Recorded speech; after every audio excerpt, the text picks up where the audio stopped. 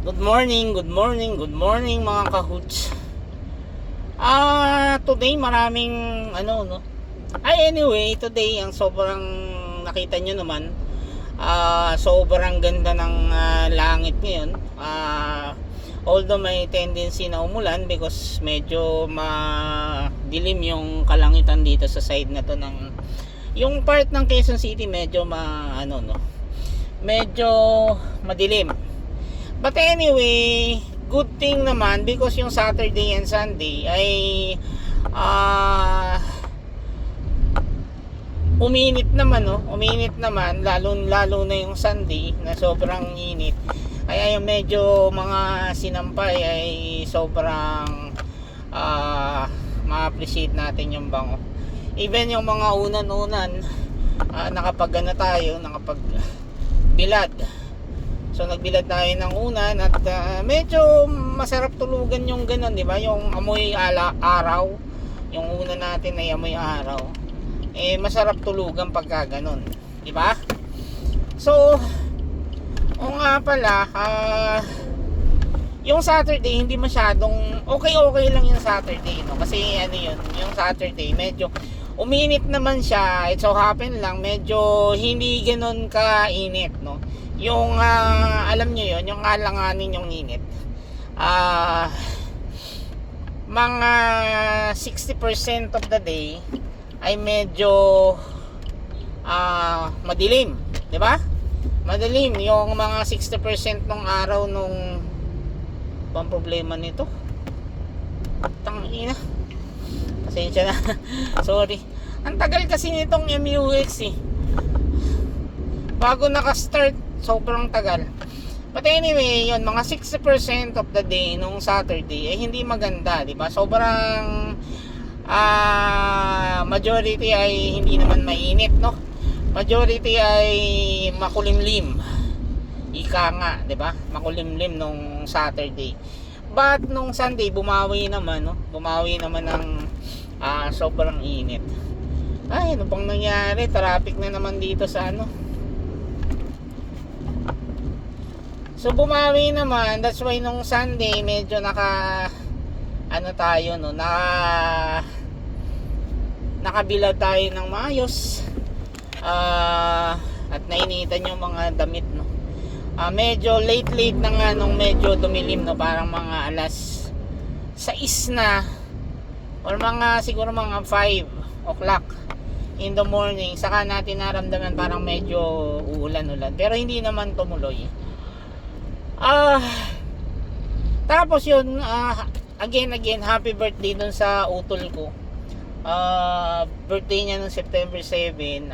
Meron actually in-invite niya ako na chinat niya ako na umattend ako nung September 7.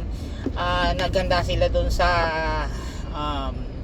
restaurant nila dun sa Magnolia, Robinson Magnolia, malapit dun. Hindi ako nakapunta because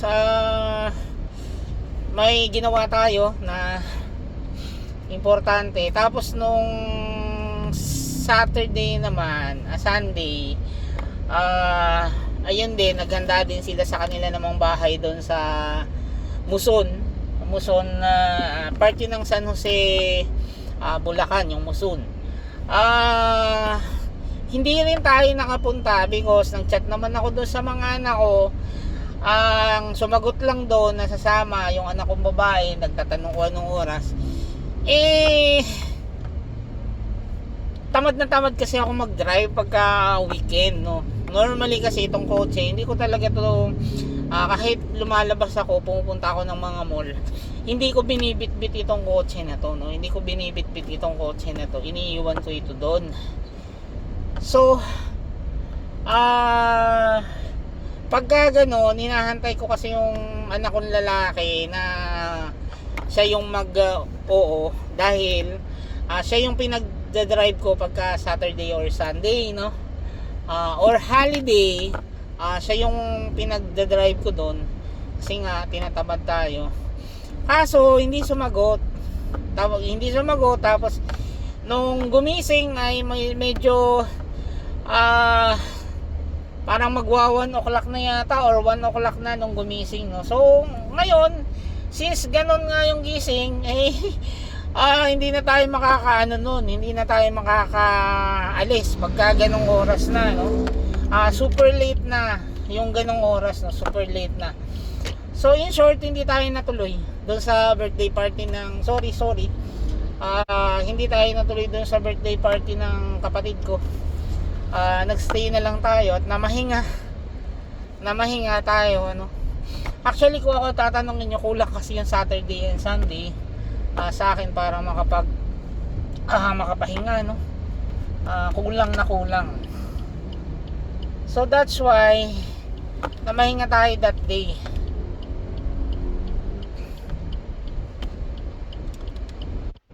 Tapos nung 'di ba, nung mga gabi na, ayun nga na nakita natin na dumating na nga si Alice Go, 'di ba? Umano na siya si Alice Go, no. Nakarating na ng Pilipinas, so na-deport na siya. Tapos good news 'yon, na nakita na si Alice Go at nakabalik na ng Pilipinas. But I doubt, in-invite kasi siya sa Senate ngayon para sa Senate hearing. But I doubt na makukuhanan din nila yan ng reply kung paano siya umalis, sinong tumulong sa kanya, yung mga question na yan na matagal nang gustong itanong ng mga tao. Medyo malabo yun, no? Medyo malabo yun. Hindi yun sasagutin ni Alice Go.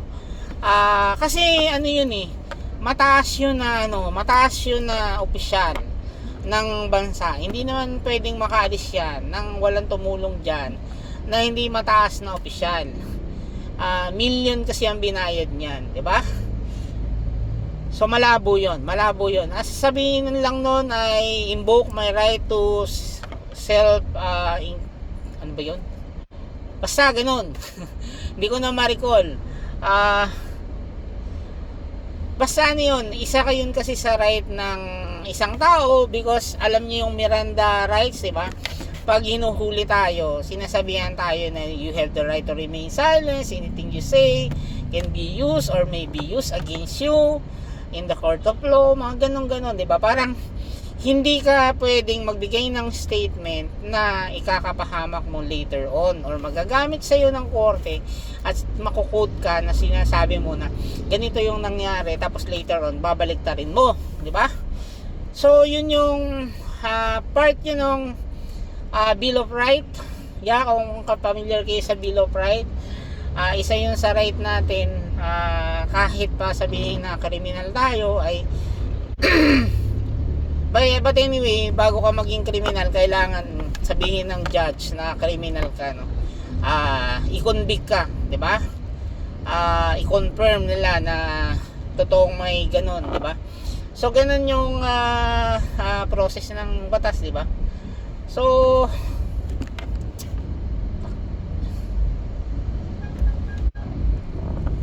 I doubt na magkakaroon ng statement si Alice Go.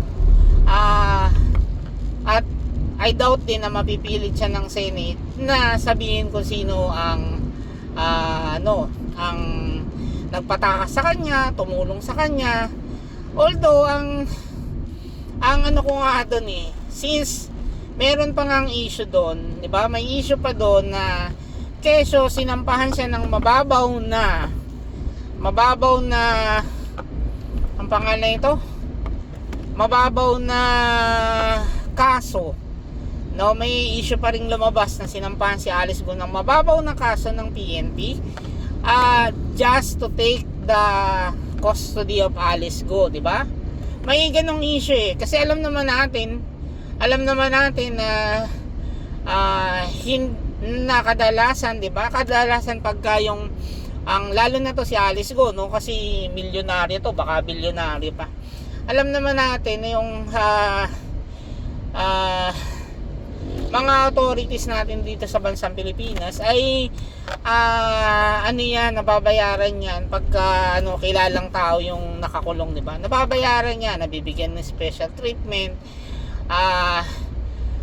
kahit papano, kasi babantayan niya ng media, 'di ba? Of course babantayan niya ng media na hindi mo mabigyan ng kaya lang hindi naman 24 hours papapasukin yung media. So may mga time yan, may mga break yan na magagawa ni Alice Go yung kaya ang suspecha nila ay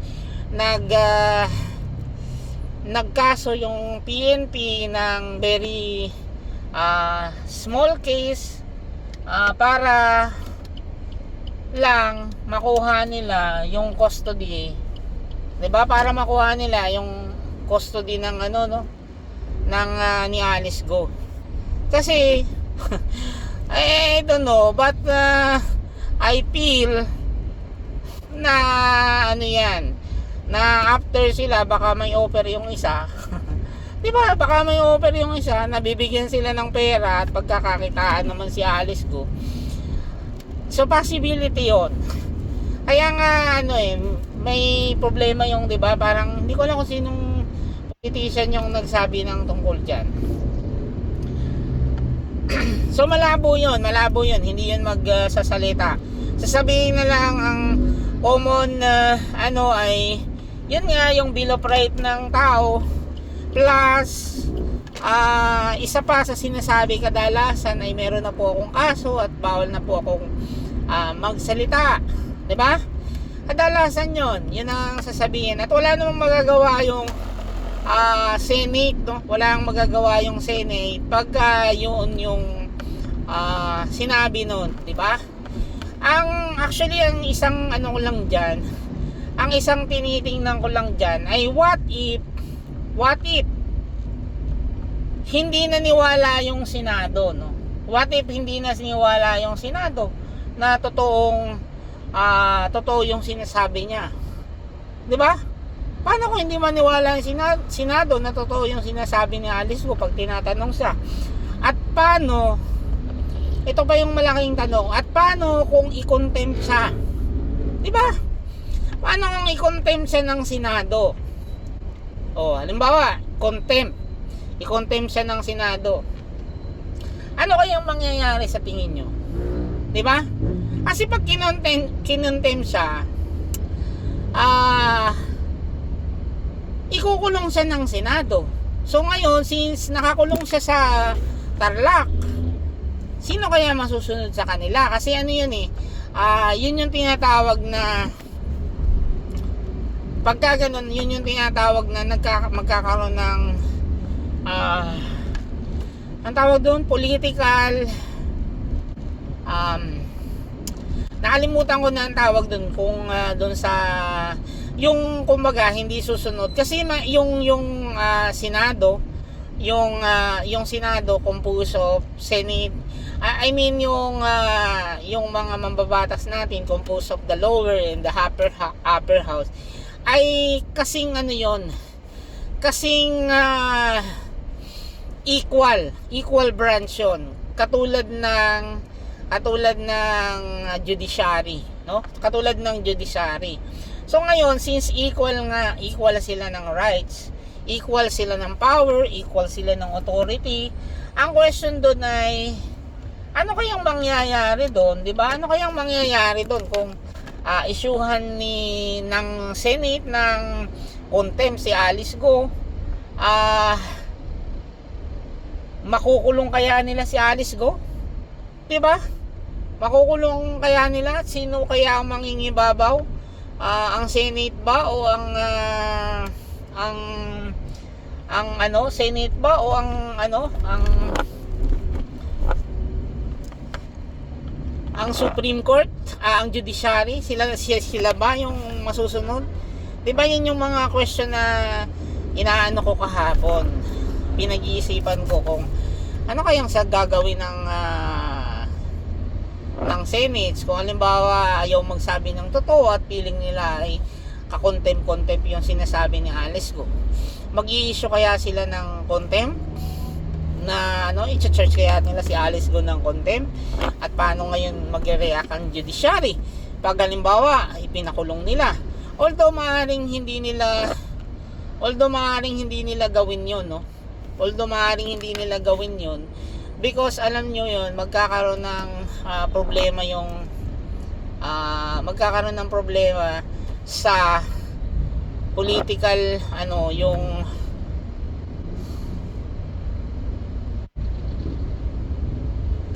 yung government, dahil nga yun nga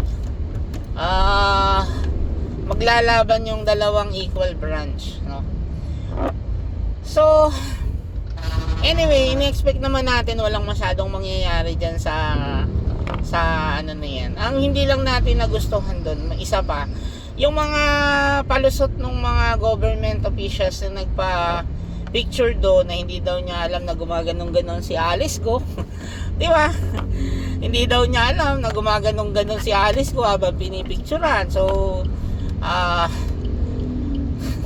I doubt kung totoo yun, di ba? Na hindi nila alam, or hindi lang nila alam, hindi lang yun ay palusot na lang dahil nahuli na nga, di ba? Nahuli na nga. So maaaring yun ay palusot lang nila, Abalos at saka I don't know kung sino yung isang militar na nandun din, na hindi na ako masyadong familiar kasi sa mga mukha ngayon nung mukha nung mga militar ngayon, no? Unlike before, medyo kilala pa natin. Ngayon medyo yung iba hindi masyadong famous, 'di ba? Hindi masyadong famous yung iba. So ngayon, sabi nila parang wala namang special treatment, tapos happy lang yung isa. But anyway, 'di ba? Okay naman yung happy. Ang sinasabi lang natin, hindi totoo na hindi nagkakaroon ng special treatment pagka mayaman yung pagka mayaman yung pagka mayaman palagi yung akusado, nagkakaroon talaga ng special treatment. Aminin na natin yan, hindi pwedeng hindi, 'di ba? Kasi alam naman natin yung militar natin dito, kaya nga ini-issue sila doon kay Alice Go na kinasuhan nila ng very very light. Kahit mahina yung kaso, kinasuhan nila para ma-take nila into custody, 'di ba? Kasi nga pagkakakitaan nila 'to So sorry pagka ganun kasi yung mga tao remember sila Rolito Go, 'di ba? May mga issue na ganyan yung mga militar natin tungkol diyan, 'di ba? So ganun yun. Wala feeling ko wala naman talagang sasabihin si Alice Go, kasi nga pwede siyang ma-incriminate, no? Ma-incriminate kung magbigay siya ng statement. Halimbawa, malaking tao yung tumulong sa kanya sa pagpapatakas diyan. Of course, malaking tao yun. Maaari siya kasing ipapatay, 'di ba? Kasi sasabihin mo yung pangalan niya, 'di ba? Sasabihin mo yung pangalan niya, kumita yun ng milyon-milyon. Mawawala naman siya ng trabaho, 'di ba? Malaking tao 'yan for sure. So sa ibang banda naman, nung medyo patapos na yung balita kahapon, lumabas na yung nahuli or sumuko daw si Kibuloy, no? Dalawa yung version, isa yung nahuli at isa yung sumuko. Could be the same. Palusot kasi ng abogado ni Kibuloy na hindi naman daw nahuli si Kibuloy kundi sumuko. Syempre, kaya ka naman sumuko din. Pag sumuko ka, nahuli ka.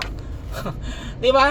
At saka kaya totoo 'yon na kaya sumuko siya sa mga pulis dahil dahil hinahalughog na yung at later on makikita rin siya, 'di ba?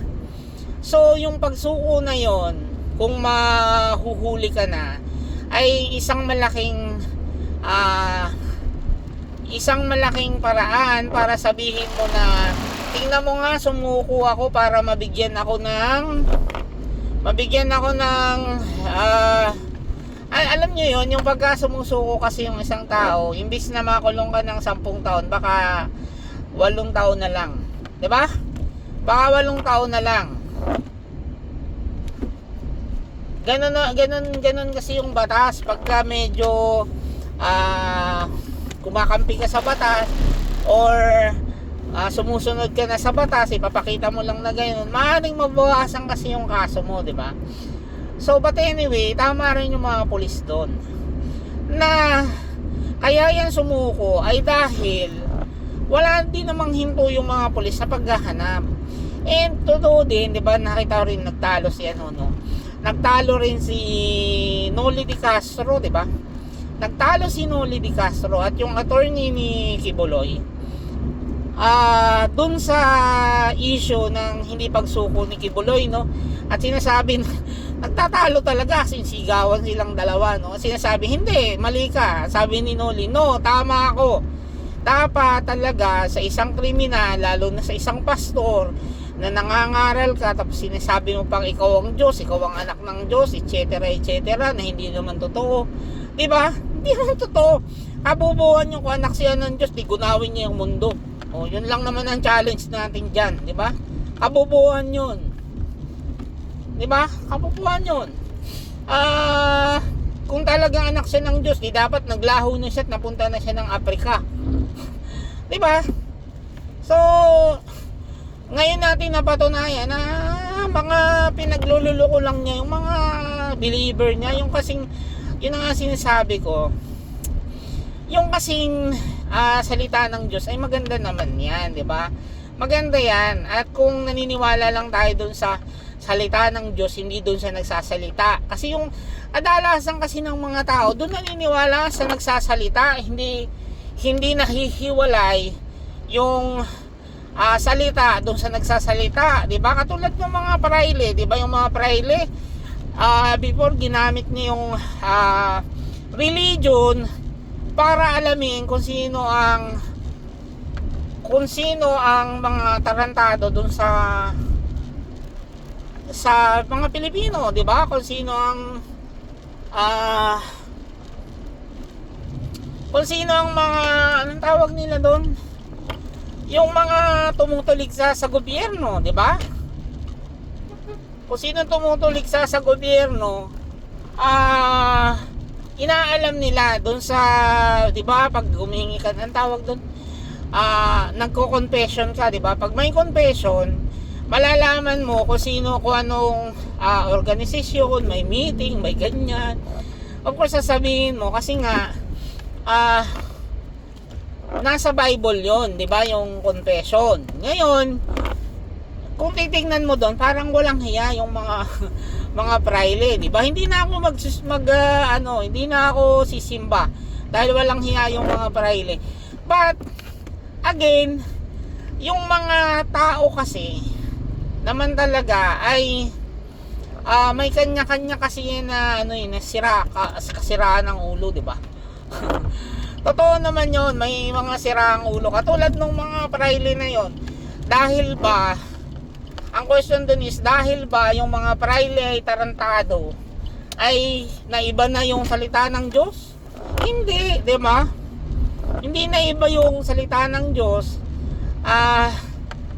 kundi yung nagsasalita, yun ang naiba, di ba?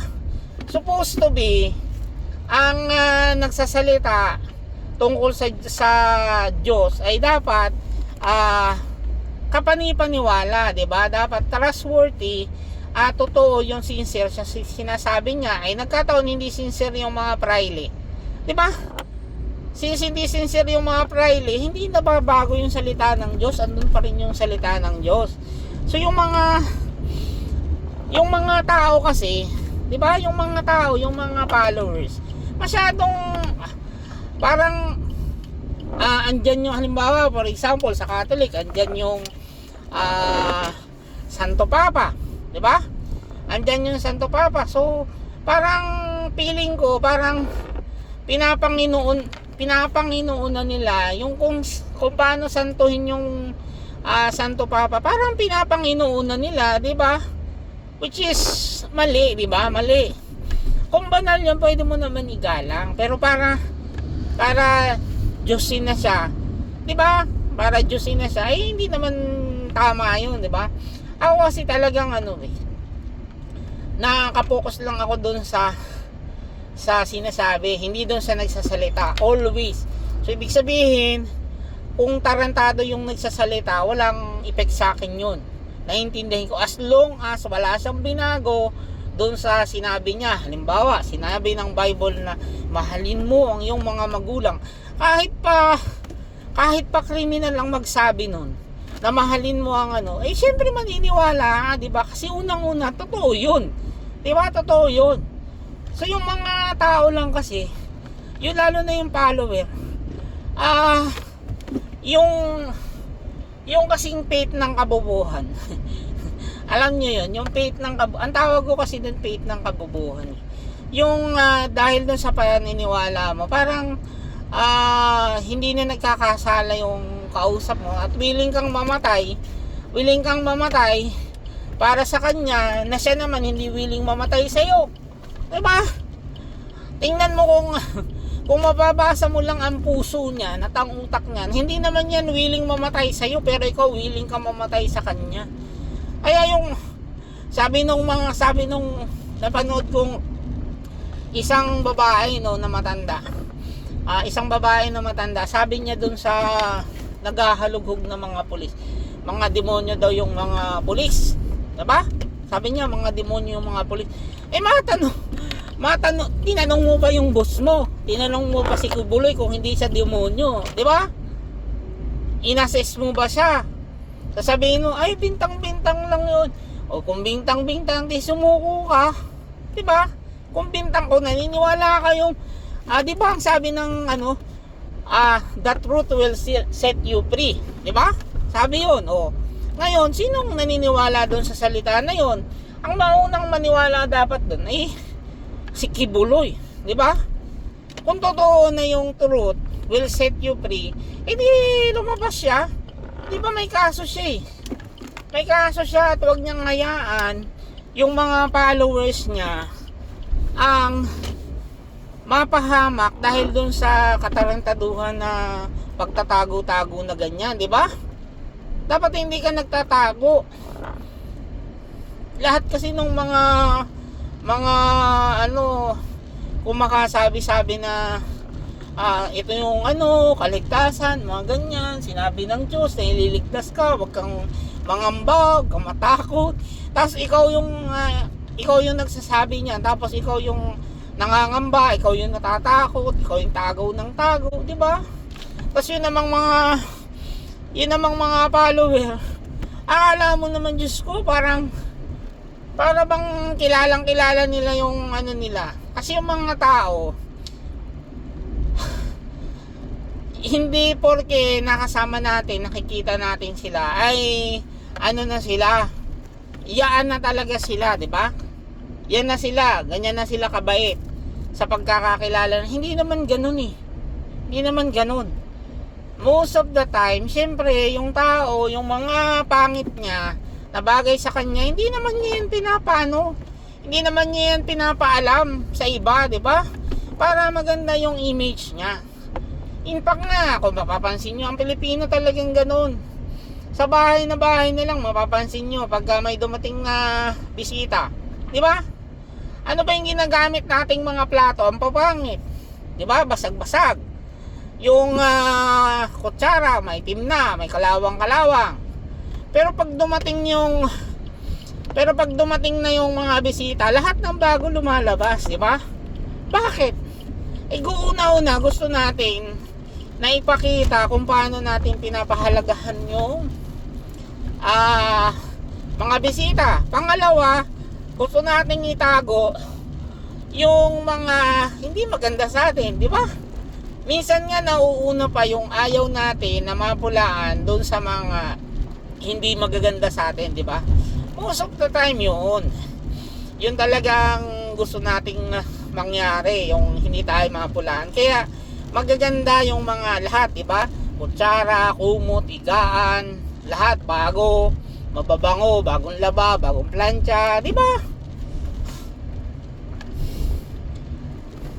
So good thing na rin kung sumuko man yan, napasuko ba yan, nakita ba yan, kahit ano pang reason. Kahit ano pang reason, good thing din dahil nakuha na siya. Yun din naman ang maganda na nakuha na siya, no? At dapat talaga sumuko siya, di ba? Dapat sumuko siya, hindi yung nagtago. Hinayaan niya na yung mga tao niya masaktan pa, di ba? Saan ka ba nakakita na alagad ng Diyos na ninanais na masaktan pa yung mga tao niya? Sasabihin ng mga followers niya, hindi naman ninais yun ni Kibuloy, di ba? Sasabihin ng mga bulag na followers, hindi naman yung ginusto ni Kibuloy. Ay, anong ginusto niya, di ba? Simple lang naman yun. Kung talagang naniniwala siya sa Diyos, naniniwala siyang inosente siya, naniniwala siyang ililigtas siya, naniniwala siyang banal siya, at nagsasabi siya ng totoo, di sumuko siya, di ba? Kasi besides, hindi naman siya bibigyan ng di ba? Hindi naman siya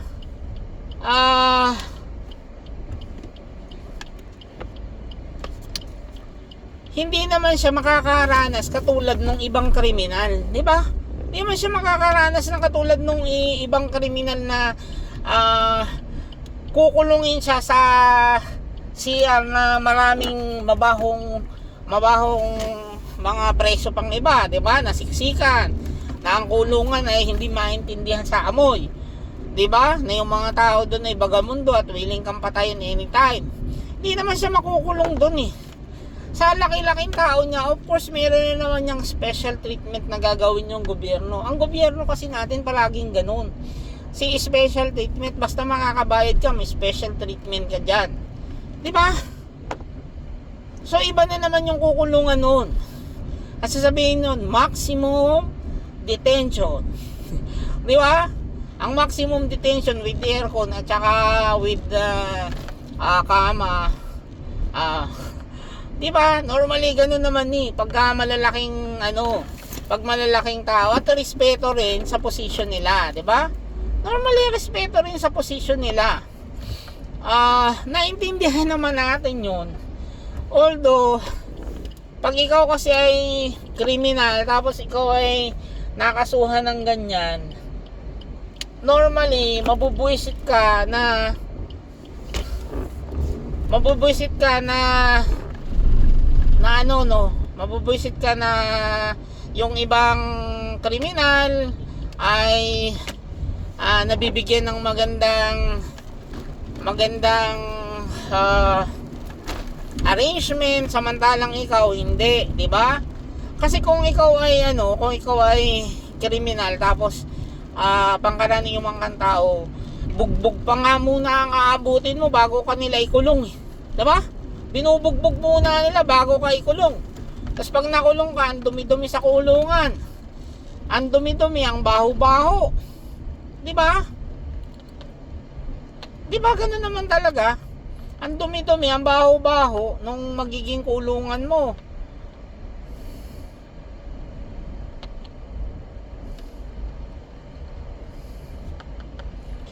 Kaya walang reason para magtago si Kibuloy, no?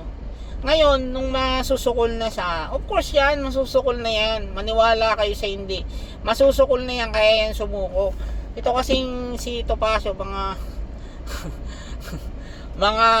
rin to mga siraulo rin kung magbigay ng statement si Topacio, no?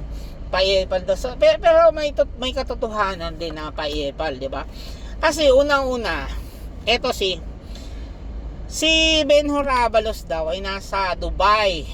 Allegedly, nasa Dubai daw si Benhur Abalos. At mamayang 10 o'clock ay may press con about kay Kibuloy. Di ba? May press con daw about Kibuloy. Tapos yung undersecretary niya hindi makapagbigay ng statement because meron daw na ang tawag dito, may press con, ayaw niyang ma-preempt kasi nga si Benhur Abalos ang magsasalita, boss niya. So gusto niya na pagka mamaya yung boss niya ang magsalita, siya ang magbigay ng detalye. Yung mga dito kasi sa Pilipinas talaga, mapapansin mo, totoong totoong paepal, di ba? Kasi yung mga detalye na ganyan ay sinisikreto pa para mabigyan ng chance si Benhur Abalos na siya yung kumuha ng limelight, di ba? Para kuhanin yung limelight at siya yung magsalita, di ba? Ay yung undersecretary, vice nga yun, di ba? Yung vice yun, yung undersecretary is vice yun. Meaning, in the event no na wala yung boss niya, siya yung magsasalita tungkol dun sa nangyari, di ba? Ganun naman yung trabaho ng vice, siya yung magsasalita tungkol sa boss niya o nung nangyari doon. So now, wala yung boss niya, ikaw magsalita. Kaya lang, Diyos ko, siguro sinabihan nyo ng ni Benhur Abalos, huwag ka magsasalita kasi kailangan ko yung media na nakatutok sa akin bago ko sabihin yan. Diba? Yung mga Pilipino ang hilig-hilig sa ganyan, diba? Na yung mga taong hinahantay pa yung mga taong totoo naman na coordination lang naman talaga ang naging nila, no? Totoo lang, coordination lang naman talaga ang nagiging trabaho ng mga head, di ba? Hindi naman sila ang humuhuli dyan eh. More of coordination lang yung mga yan eh. Kumbaga, ang trabaho dyan, ang dirty works ay napunta sa mga militar, tapos siya pa tawag-tawag lang, di ba? Pero once na yan ay nahuli na, kukuhanin niya yung limelight, kukuhanin niya yung benefits or yung opportunity para i-present yung sarili niya na I'm doing great. Ang ina, di ba? Parang gano'n, sasabihin niya I'm doing great. Go to hell, di ba? Ganun naman yung mga opisyal. Tingnan niyo yung mga opisyal dito sa Pilipinas. Palaging ganyan, di ba? Palagi na lang na pag may mga incident na makakakuha sila ng magandang publicity, kukuhanin at kukuhanin nila yan, yung publicity na yan, di ba? Ganun yung mga ganun talaga sila. Ganun talaga sila at wala na tayong magagawa doon kasi yun talaga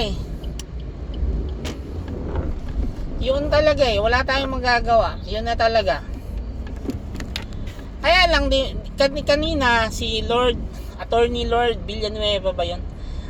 Yan, hi to gay. Apelyido pa niya yun. Yung classmate ko nung elementary. So kanda bulol-bulol kanina si Lord Villanueva, yung undersecretary, nagkakanda bulol-bulol siya sa pag-i-explain, pagtatago ng totoo na nangyari, di ba? Tinatago niya yung totoong mangyari kasi nga giving the chance to his boss na siya yung mag-reveal kung paano napasuko or sumuko ba. Diba? Siya yung magbibigay ng detalye. Kahit nandun naman siya sa Dubai, diba? Kahit nandun naman siya sa Dubai,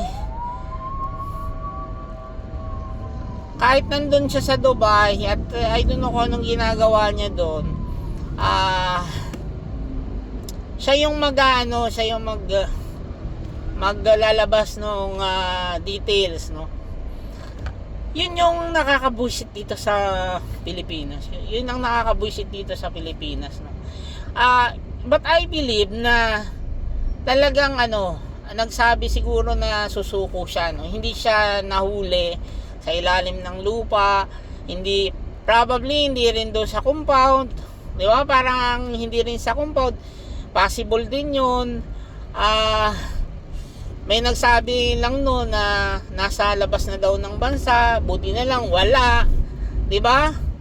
Kasi kung nakalabas, pero dapat siya nakalabas ng bansa talaga siya kasi mas dihamak na mas maimpluwensya siya kumpara dito kay Alice Go, di ba?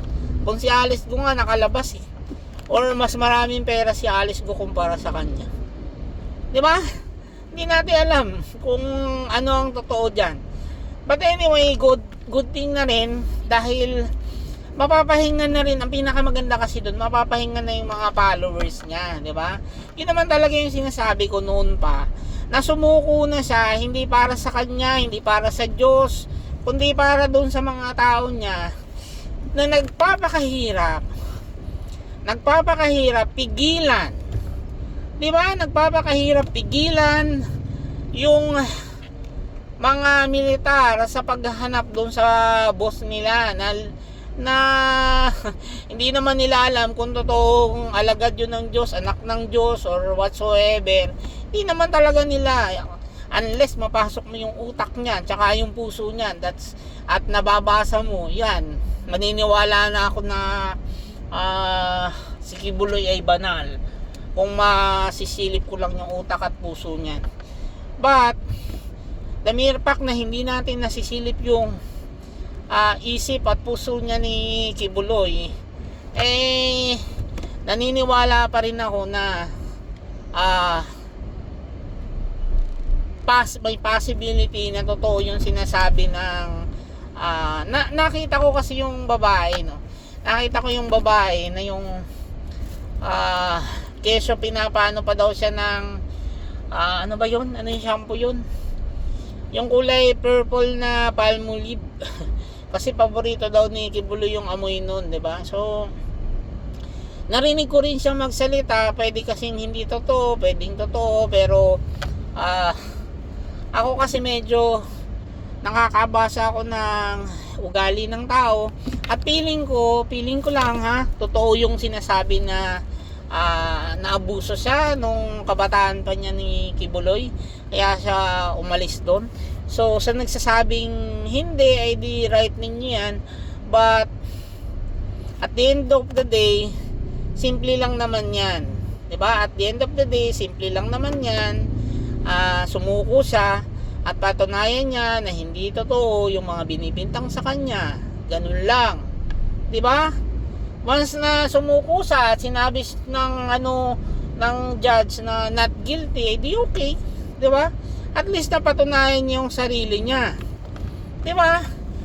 Kung ang lindol at bagyo nga napapahinto niya, yan pang mga yung tao kasi mas mabilis pahintuin yan, pera lang katapat niyan, 'di ba? Sampalin mo lang ng pera yan, ay hihinto na yan. Pero yung bagyo, hindi mo kayang sampalin ng pera yan, o hindi mo kayang pigilan, 'di ba? At kung sinasabi mo na yung typhoon at saka yung lindol napipigilan mo, di sige. Pigilan mo ngayon yung mga batas na mahatulang ka, 'di ba? Total kayang-kaya naman niyang bumayad ng mga magagaling na abogado. Kayang-kaya niya. Susuko naman daw siya kung yung Philippines lang ay hindi siya ito turn over doon sa mga, kung hindi daw siya ito turn over doon sa mga Amerikano, di ba? Yun ang sabi niya. Bakit? Dito nga sa Pilipinas, mabuti pang mamatay ka kaysa makulong ka, di ba? Kasi sobrang sikip ng kulungan dito, sobrang sikip, sobrang dumi, kulang ang pagkain, pangit yung facility, pangit yung treatment. Sa Amerika, di ba makita ninyo, may mga kanya-kanyang kulungan pa doon, di ba? Kung hindi man kanya-kanya yun, magaganda yung kulungan nila doon. Ba't ayaw niya doon makulong? Dahil hindi siya mabibigyan ng special treatment doon, di ba? Yun naman talaga mangyayari doon Kaya ayaw niya sa Amerika. Samantalang dito sa Pilipinas, kahit makonvict siya dito, ang gagawin lang niya, babayaran lang niya yung mga militar dito, bibigyan na siya ng magandang tulugan, di ba? Makakalabas-labas pa siya kung gusto niya, di ba? Nakakalabas-labas pa yung mga mayamang kriminal dito, di ba? So kaya gusto niya, kung makukonvict man siya dito sa Pilipinas, di ba? Tapos pwede pa yung mga tao niya ditong mga bulag na bulag sa pananampalataya, di ba? Naniniwalang yun ay Diyos. Kahit hindi naman, di ba? Huwag nga tayong tanga. Huwag nga tayong tanga. Yung mga followers parang tangay. Di ba? Na, Diyos ko, pinaglululo ko lang kayo ng mga nasa religion. Tapos kayo naman ay paniwalang totoo yung sinasabi niya. Diba? Sigaw kayo dyan, iyak kayo dyan. Diba? That is kabubuhan. Kaya mahirap maging fanatics yung medyo may utak na tao, diba? Mas mahirap maging fanatic yung may mga utak na tao. Bakit? Kasi pinoprocess nila yan. Diba? Pinoprocess nila yan sa utak nila bago sila maniniwala dun sa tao. At normally, hindi sila naniniwala 100%. Katulad ko, hindi ako naniniwala dun sa 100% na sasabihin ng isang tao or sasabihin niya ganito, ganyan. Kasi kahit naging ang religion ko siguro, kung pinanganak ako tapos ang religion ko ay Jesus is Lord, Jesus is Lord, o kaya yung sa kanya, ay katulad ko, sinilang naman akong Catholic, di ba? May mga paniniwala yung Catholic na hindi ko paniniwala, di ba? Kahit ako ay Catholic, pero hindi ako aalis being a Catholic, not because of that mga question sa sarili ko, di ba? Na hindi ko pinapaniwalaan. Like for example, hindi ako naniniwala sa sinasabi ng Bible na isa lang pinanggalingan ng tao, di ba? Kasi yung Tisay, hindi talaga magkakaanak ng negro. At pag yun ay nagkaanak ng negro, something is wrong. Katulad yung negro na nagkaanak ng maputi, di ba albino yun, may problema siya sa balat. So ganun din yung paniniwala ko. Di ba? Hindi ako naniniwala na isa lang pinanggalingan. Bansot ka, ang tataas ng mga pinanganak na ganun. Tapos sasabihin mo, isa lang tayo ng pinanggalingan. Of course, hindi. Diba? Parang yung mga manok. Diba parang yung mga manok, may kanya-kanya siyang may maliit, may malaki. Diba?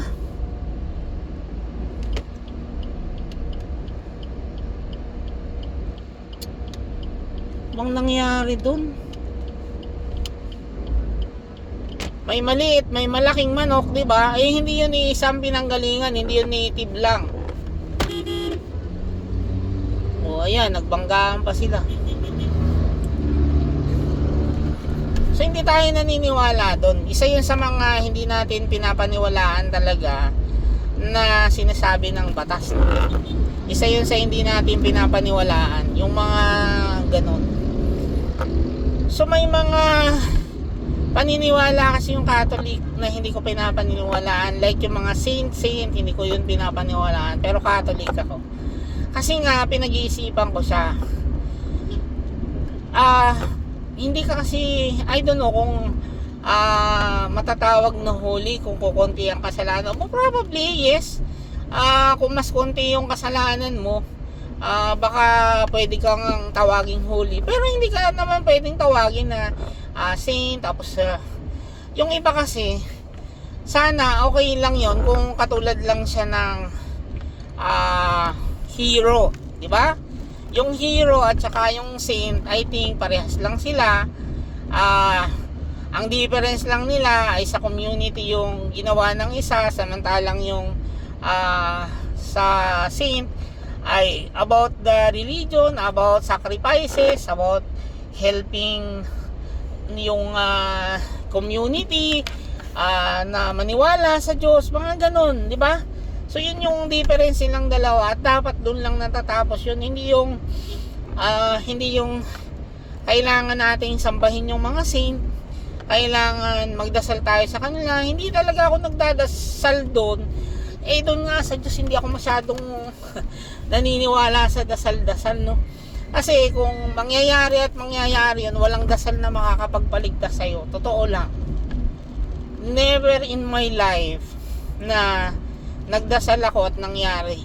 Never. Kaya never din ako nagdadasal talaga. Paniniwala ko lang yun. May iba namang taong naniniwala na ang pagdadasal ay nakakatulong Ako hindi.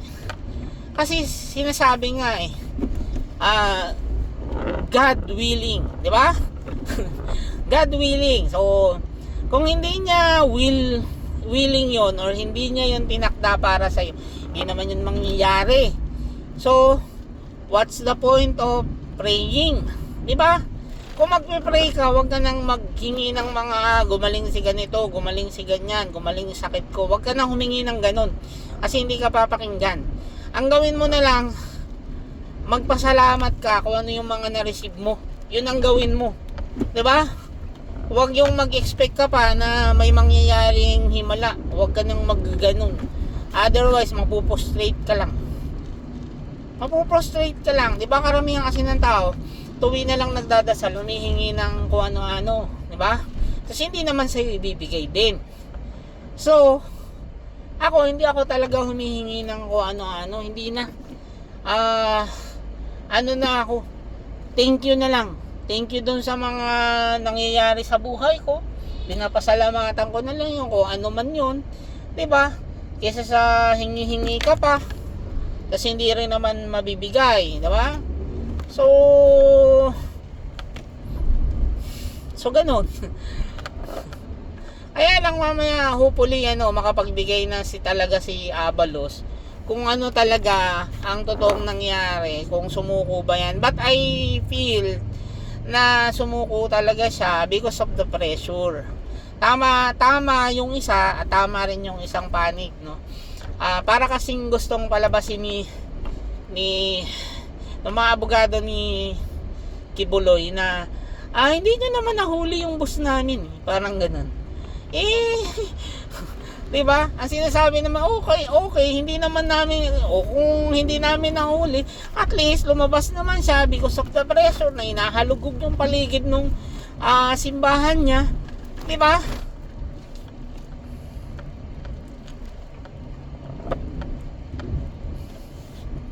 So yung pressure na yun, kaya sinasabi ko, tama silang dalawa. Because maaaring hindi nga nadakip si Kibuloy, pero hindi rin nasayang yung effort na inexert ng mga militar sa paghahanap sa kanya. Pareha silang may point. 'Di ba? Pareha silang may point. Yung isa tama sa pagsasabi na hindi naman nila nahuli, at tama rin yung isa na hindi naman yung susuko kung hindi naman na pressure sa paghahanap ng mga pulis sa kanya. And besides, sinasabi ko nga, dapat noon pa siya sumuko.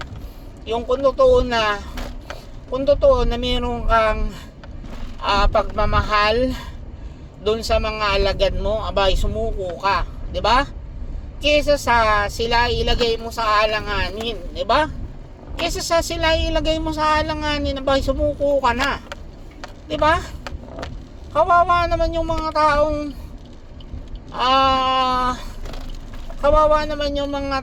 na naniniwala na anak ka ng Diyos or banal ka, 'di ba? Kawawa naman sila. Nabubulag sila sa paniniwalang hindi naman totoo. Kawawa. Tapos to the point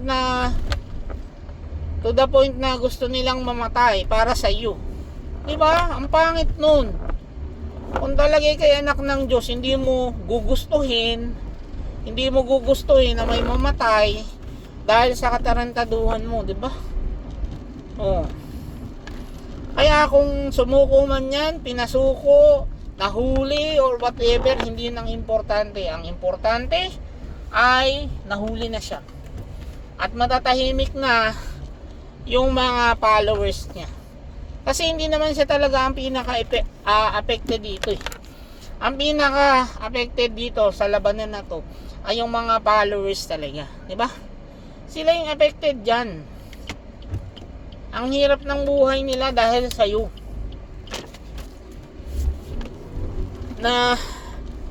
Nali tayo ng ilang minuto. Mga 4 minutes siguro tayong late. Kasi 9 or 10 minutes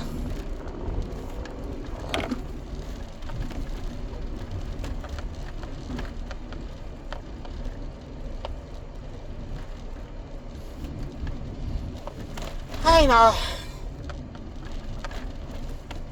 Hopefully lang makalipat na kami doon sa kabilang office, no? Magawa na yung kabilang office. Kasi mas ano yun, mas okay yun kasi nga unang-una yung parking na ay mas marami. Pangalawa, mas katabi siya ng maraming kainan, katabi siya ng Aurora Boulevard. Mas mas madali ko siyang marating. Mas mabilis ako makasakay kung magko-commute man ako. So, mga ganon. Ay nako. Ayun, walang pwesto.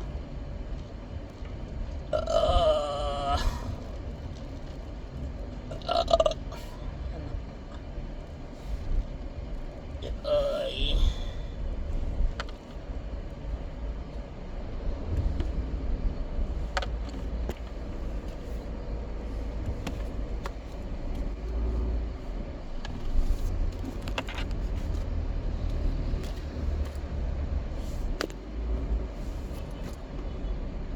Ha?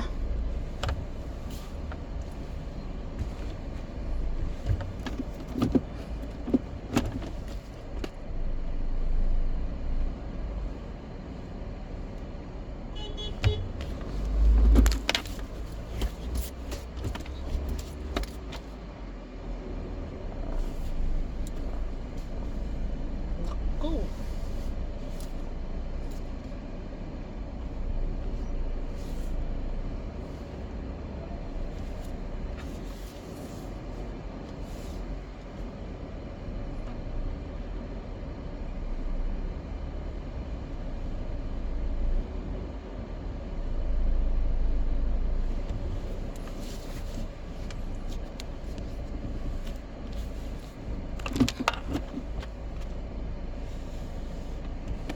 Sagad natin.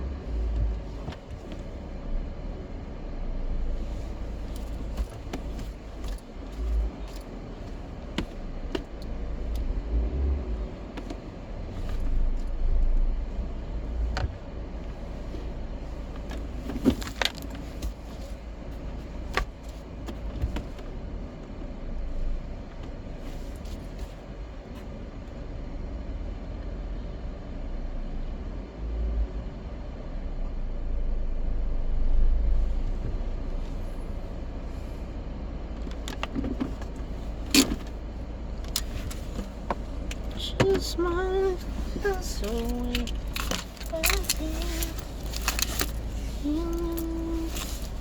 So thank you, andito na ako sa office. Thank you.